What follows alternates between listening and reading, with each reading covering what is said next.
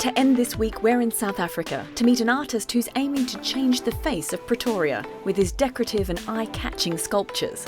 There's even room for locals to join in.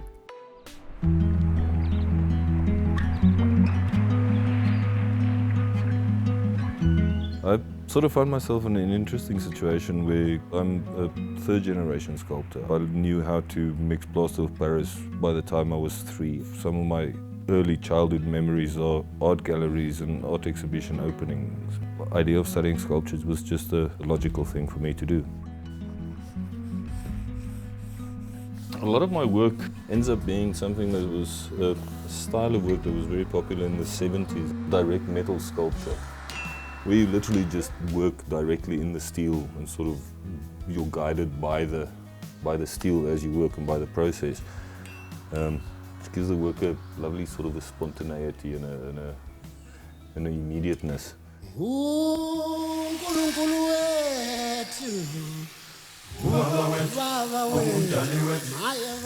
This is my PPC Cool Capital public bench project. And being a public sculpture, it's taken a little bit of a knock in the last 2 years. Its leg has come undone, so I need to just get it fixed up and deliver it back to town. I took my inspiration from Snorstad, or Moustache City, which is sort of a derogatory nickname for Pretoria from years past, where government workers had moustaches, and the more senior you were, the bigger your moustache was. So there was this whole sort of stereotype of the snore city. In 2010, at the Venice Biennale, a friend of ours, or a friend of Pretoria, one should probably say at this stage, Peter Matthews, an architect, saw at the American Pavilion a poster that said that one should claim your spaces, and the American Pavilion was all about that. It was all about small interventions. It was all about the idea of people owning their space. And he decided to put a biennale together in Pretoria, and then ran head straight into the bureaucracy. And then a bunch of people came up with the idea that why do you need the permission? The whole concept was for people to own their own spaces. And that was the birth of the Cool Capital Biennale, the first DIY guerrilla biennale in the world. I remember the original meetings, the first meetings. People would come to the meeting and say, but what can I do? Or what must I do?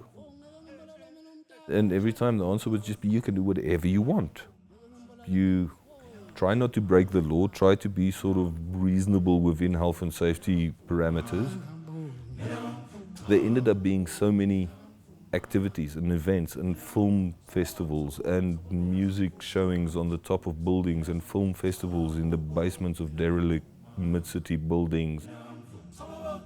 Slowly but surely, there's a new phenomenon that has stepped in where Pretoria has always had a lot of nationalist sculpture, as all countries that were sort of under some form of a fascist or a nationalist government.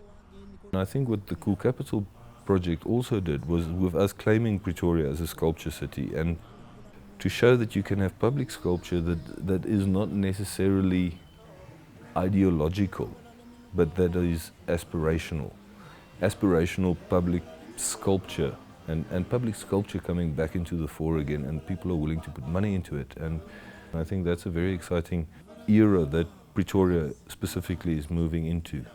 Pretoria is becoming in itself a really beautiful, vibrant, artistic, creative destination for people to stay and to visit and to see and experience.